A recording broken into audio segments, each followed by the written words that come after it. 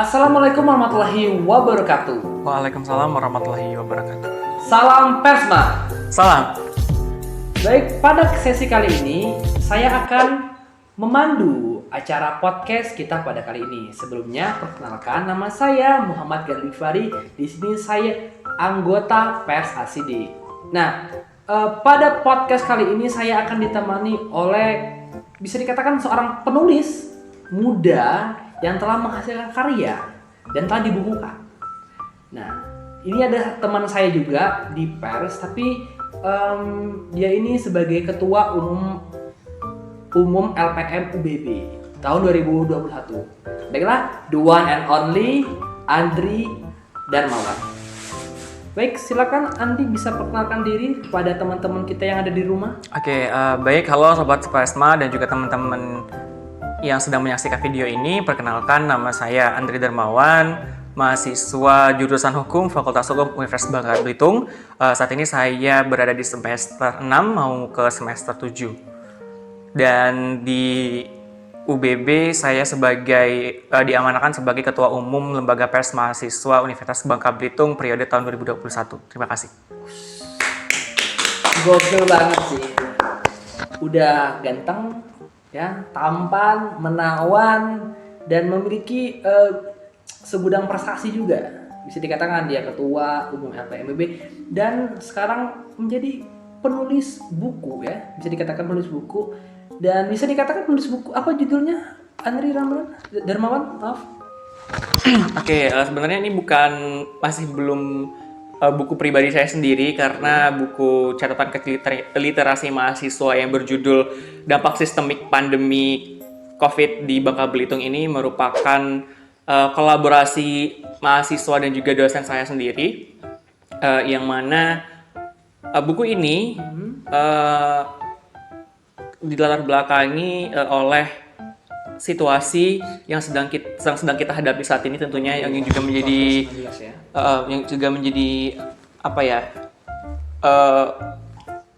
isu ataupun juga masalah baik di regional maupun internasional begitu.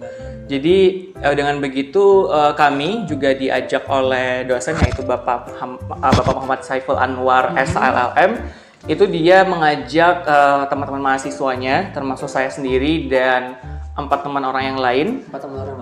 Yaitu ada teman saya sendiri, Mayang Bungsu, kemudian Ferlisa Vanisda, kemudian Saripudin Tanjung, dan juga Alivia Nuraini. Jadi dosen saya ini, Pak Anwar ini, mengajak kami berlima untuk membuat sebuah tulisan bagaimana sih efek atau dampak sistemik pandemi COVID-19 khususnya di Bangka Belitung ini. Dan kemudian kami dibagi tugas untuk masing-masing membahas efek atau dampak sistemik COVID-19 di Bangka Belitung ini berdasarkan bidangnya masing-masing. Nah, dan kebetulan saya diamanahkan atau diminta untuk menulis dampak pandemi COVID-19 ini dari sudut pendidikan. Menurut opini saya, menurut pengetahuan saya dan juga literasi yang saya baca sendiri. Oke, boleh saya lihat? Silakan. Oke, ini nih pemirsa di rumah nih. Punya nih catatan kecil literasi mahasiswa dampak sistemik pandemi COVID di Bangka Belitung. Ada Muhammad Saiful Anwar, ya, Alvin Nuriani, Ferlisa Vanisda, Andri Darmawan dengan Anda sendiri, Mayang Bungsu, Saripudin Tanjung, dan editornya Muhammad Saiful Anwar ini dosen Anda, ya? Oke. Nah, di sini Anda membahas apa nih?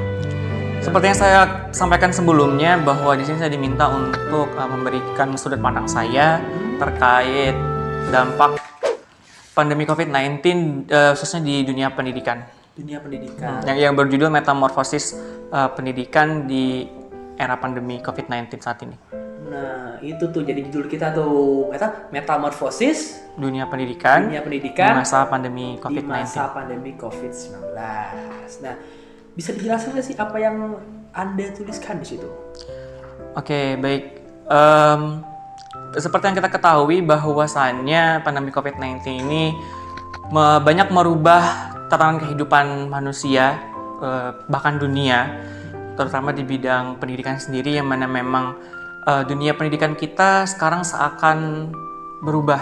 Maksudnya berubah, yang dulunya kita bisa berkumpul, bisa bertatap muka, bisa bertemu langsung dengan guru-guru kita, kemudian kita bisa bermain, berinteraksi dengan bebas dengan teman-teman kita. Sekarang yang bisa kita lakukan hanyalah di rumah. Di rumah menatap layar handphone, laptop, belajarnya kita dituntut untuk belajar mandiri, kita bahkan lebih dituntut untuk lebih aktif lagi dalam belajar, dan juga mungkin dari teman-teman juga merasakan bahwa ada yang berbeda suasana atau rasa yang kita dapat ketika kita belajar secara langsung dan juga belajar secara online. Nah begitu, jadi bisa dikatakan dengan adanya pandemi COVID-19 ini, khususnya di dunia pendidikan, mengalami cultural shock atau keguncangan budaya. Karena memang kita seakan belum begitu siap untuk melakukan pendidikan online ini. Yang seperti kita ketahui, yang menjadi permasalahannya ketika belajar secara online ini, ada banyak sekali kendala yang bisa kita alami, seperti sinyal, kemudian paket data, dan kemudian menuntut kita juga untuk memiliki handphone ataupun laptop yang bisa mumpuni, yang bisa mendukung kegiatan proses pembelajaran kita. Begitu. Mungkin itu saja. Oke. Nah, Andri dapat inspirasi tulisan ini dari mana sih? Kalau inspirasi, kebetulan pada saat saya diajak untuk menulis tentang dampak sistemik pandemi COVID bidang pendidikan ini, sebelumnya waktu itu sedang libur semester. Semester berapa itu? Waktu itu libur semester 5, mau ke semester 5, semester ganjil. Iya. Dan di situ saya dihubungin sama dosen saya untuk ayo kita buat tulisan untuk bisa dibukukan begitu kan. Dengan adanya kondisi yang seperti ini, kita sebagai sudut pandang mahasiswa memberikan tanggapan atau pandangan kita gitu. Oke. Terus saya diminta untuk nulis tentang pendidikan, dan kebetulan selama libur kemarin karena memang kita dianjurkan untuk tidak kemana-mana, jadi saya mengisi waktu liburan saya itu dengan mengikuti webinar-webinar. Wow, yang bahkan sangat produktif sekali ya. Iya, jadi saya mencari maksudnya hal-hal yang bermanfaat mengisi kegiatan kita waktu libur. Karena memang di masa pandemi kita saat ini ada banyak sekali webinar, ada banyak sekali ilmu pengetahuan yang bisa kita dapatkan secara gratis. Karena dampak positifnya juga, kita bisa bertemu dengan orang-orang hebat tanpa harus bertemu secara langsung. Kita dapat menyerap ilmu pengetahuan dari orang hebat tanpa kita harus pergi. Karena kita hanya jarak, tempat dan waktu itu udah bisa kita lewatkan, bisa kita ikuti begitu. Tanpa kita harus pergi, tanpa kita harus bertatap langsung, kita bisa berkomunikasi secara langsung begitu. Jadi saya mencari webinar-webinar yang menurut saya menarik. Baik itu berhubungan dengan jurusan saya sendiri ataupun juga tentunya di dunia hukum, dan juga bidang-bidang yang saya minati atau yang saya suka untuk mengetahui, itu kayak psikologi dan juga pendidikan. Nah, waktu itu kebetulan saya baru saja mengikuti webinar pendidikan. Jadi pada webinar tersebut membahas tentang dunia pendidikan di masa pandemi. Iya, jadi memang mereka membahas bahwa di masa pandemi ini dunia pendidikan seperti susah atau gimana? Enggak, maksudnya seperti harus mempersiapkan sebaik mungkin gitu untuk bagaimana sih agar pembelajaran online ini itu berjalan dengan lancar begitu ya. Bagaimana kita tentu hal ini bukan hal yang mudah begitu. Pasti ada banyak sekali yang harus disiapkan, mungkin dari medianya, kemudian akses internetnya, dan segala macam gitu. Nah, bukuan ini kan tulisan Andri sendiri ini kan mengupas tentang perubahan sistem pendidikan atau macam pendidikan yang ada di terutama di Bangka Belitung sendiri. Nah, menurut Andi sendiri ini kan kita ini kan banyak ada beberapa kabupaten dan kota gitu kan di Bangka Belitung ya kan. Nah, tentu saja setiap stakeholder di kota maupun kabupaten itu kan berbeda-beda nih. Nah, yang menjadi tujuan penulisan ini dan objeknya ini stakeholder dari mana atau bagaimana? Yang saya bahas di dalam buku saya ini, khususnya bagian saya, itu sebenarnya saya membahas secara umum, secara umum saja bahwa bentar, kayak aku harus baca dulu dikit, boleh tidak? bentar. Tuh lagi lanjut lagi, bentar. Pak Ketua, cut. Di pause dulu, bentar. Siap baca dulu sebentar. Aduh, mic jatuh, mic. Oke, Andri, di tulisan yang kamu bikin ini itu kan menjelaskan nih gimana metamorfosis atau perubahan yang terjadi pada sistem pendidikan, terutama di wilayah Bangka Belitung ini sendiri ya. Nah, Bangka Belitung ini kan banyak nih kabupatennya dan ada kota juga, ya kan? Nah, itu kan setiap stakeholder yang ada di kabupaten maupun kota itu kan berbeda-beda. Jadi ini bagaimana nih? Kamu objeknya kemana? Oke, baik. Mungkin terhadap situasi yang sedang kita hadapi saat ini sejauh dunia pendidikan, mungkin seperti yang saya jelaskan dalam buku saya sendiri, ada beberapa stakeholder pendidikan yang mungkin bisa membantu atau menunjang berjalannya proses pendidikan secara online ini agar dapat berjalan dengan baik gitu kan. Pertama dari segi pemerintah, mungkin dari segi pemerintah sendiri dapat mengalokasikan anggarannya untuk bisa memanfaatkan alokasi dana tersebut dengan sebaik mungkin dan juga bisa pembagian secara merata begitu kan, baik itu yang ada di kota ataupun ada di daerah, sehingga ya bisa mendukung gitu kegiatan proses pembelajaran secara daring ini. Kemudian yang kedua itu dari orang tua, terutama bagi siswa sekolah yang masih kelas 1, 2 begitu ya.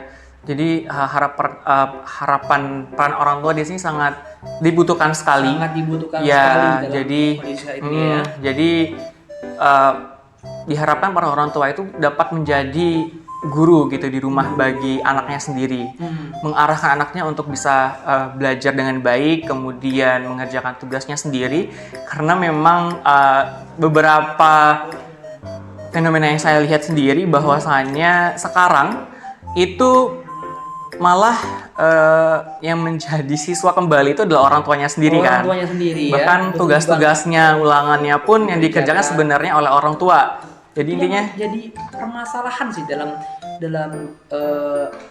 bisa dikatakan dalam kegiatan belajar sekarang gitu ya. Karena saya juga melihat nih bahwasanya anak-anak juga belum begitu mengerti gitu kan dengan sistem belajar sekarang, harus diapakan gitu. Kita nggak pernah tuh bagaimana mengenai ya, jadi dengan begitu ya orang tua tidak maksudnya orang tua lebih memberikan dorongan kepada anaknya sendiri untuk belajar, didampingi begitu, bukan malah yang belajar itu orang tuanya sendiri dan membiarkan anaknya bebas bermain di memang waktunya itu waktu jam belajar seharusnya begitu kan. Kemudian selanjutnya itu untuk guru dan dosen juga, di mana kita tahu mungkin sebagian orang mengeluh begitu bahwasanya kuliah online katanya lebih berat daripada kuliah offline. Mengapa demikian? Karena selama kuliah online ataupun sekolah online ini cenderung diberikan tugas begitu.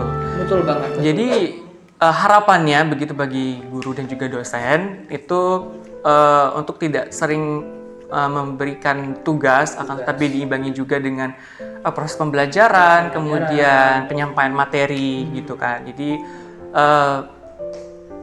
tidak menjadikan beban bagi siswa ataupun mahasiswa begitu. Dia tetap memberikan waktu juga bagi para siswa dan mahasiswa untuk mengeksplor dirinya sendiri, untuk melakukan hal-hal lain yang memang dia sukai, dia menggali potensi diri yang dia punya begitu kan. Jadi waktunya pun tidak hanya mengerjakan tugas begitu kan, karena memang kita pun jika diberi banyak tugas akan muak begitu ya. Betul Jadi sih, benar sih. Saya juga merasakan bahwa banyak tugas itu membuat kayak dorongan untuk belajar itu ya juga semakin kurang, jadi justru malah mungkin semakin banyak tugas bukan kita menjadi rajin, tapi kita kayak rasa malas kita meningkat begitu ya untuk mengerjakannya. Seperti tugas lagi gitu kan. Jadi ya gitu sih harapannya untuk pemberian tugas itu dikurangi, akan tetapi lebih diimbangi untuk berdiskusi, untuk penyampaian materi begitu. Kemudian selanjutnya dari sekolah atau perguruan tinggi ini memberikan dukungan berupa fasilitas, baik itu mungkin websitenya, kemudian metode pembelajarannya begitu, bagaimana agar siswa dan mahasiswa itu tidak terbebani, kemudian bisa menikmati pembelajaran secara online itu dengan baik dan dapat belajar dengan baik begitu. Itu saja yang mungkin bisa saya sampaikan. Jadi menurut Andri sendiri ini sebagai seorang mahasiswa nih kan, bagaimana menurut Andri sendiri metode yang tepat di mana kita ini harus bisa beradaptasi nih dengan ini? Ada nggak sih menurut Andri metode yang tepat atau bagaimana cara mengetaskan masalah kita yang bisa dikatakan malas kayak belajar gitu kan, banyak tugas seperti itu sehingga kita malas untuk mengeksplor diri. Nah, kalau menurut saya sendiri sangat disayangkan ya di masa pandemi seperti ini, sebenarnya kita memiliki banyak waktu untuk bisa mengenal diri kita sendiri, lebih banyak waktu untuk kita mengeksplor diri kita sendiri dengan cara hampir setiap hari, hampir setiap saat handphone, laptop selalu berada dekat kita, karena memang bukan lagi sebuah kebutuhan primer, kayak sudah kebutuhan primer. Jadi hampir setiap orang sudah punya gawai sendiri. Jadi di masa pandemi saat ini, di mana juga kita tidak begitu boleh pergi keluar ke sana kemari, jadi menurut saya hal ini menjadikan momen yang tepat untuk diri kita sendiri, untuk mengenal, mengetahui diri kita sendiri dengan cara ya kita bisa mengulik hal-hal yang kita sukai di dunia internet. Kita bisa mengikuti kegiatan-kegiatan webinar-webinar yang gratis, bahkan hingga saat ini pun hingga hari ini pun masih banyak kita temui kegiatan-kegiatan webinar yang sangat-sangat bermanfaat dan dari segala bidang. Jadi tidak menutup kemungkinan atau menutup kesempatan kita untuk belajar hal baru, belajar hal baru, mengetahui hal baru. Jadi justru sebenarnya jika memang kita ingin mengupgrade diri kita sendiri begitu, masa pandeminya sangat bagus sekali.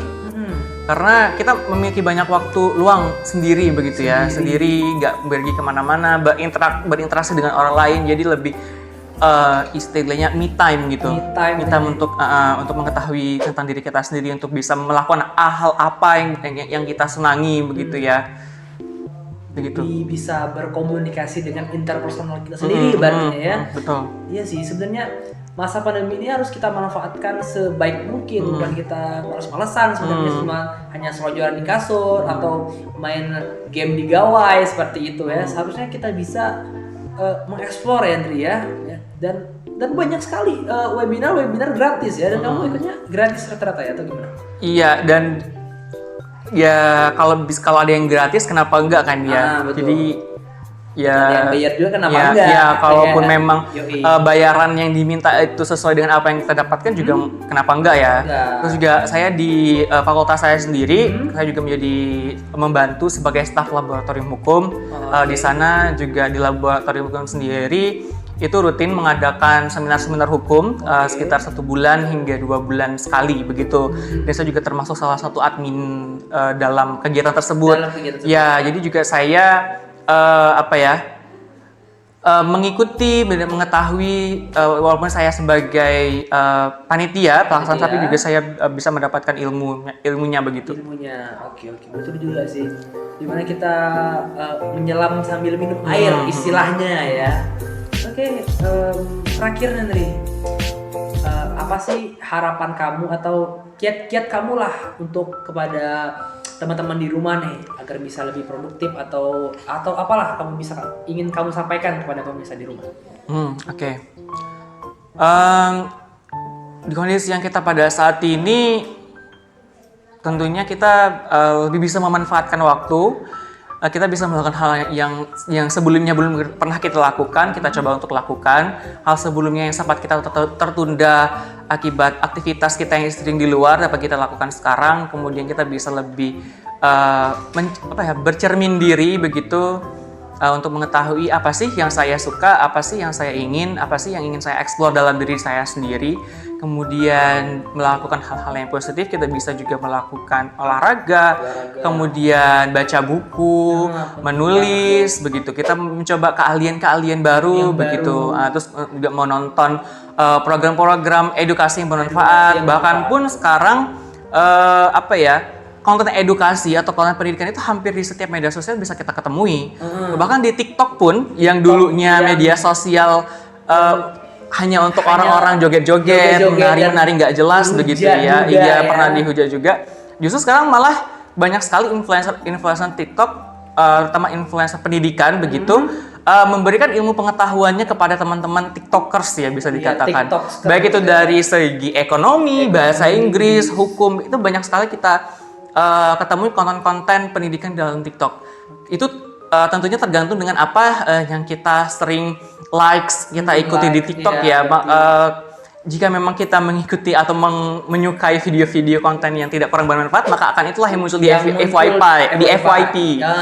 Nah, jika memang kita sering likes konten-konten yang bermanfaat, maka yang bermanfaat juga yang bakal muncul di FYP kita kan. Betul. Jadi saya ternyata patah gitu.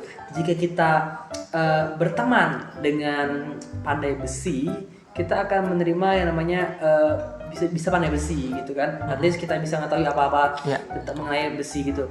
Sedangkan kalau kita berteman dengan penjual parfum, kita akan menerima wangi dari parfum tersebut. Juga.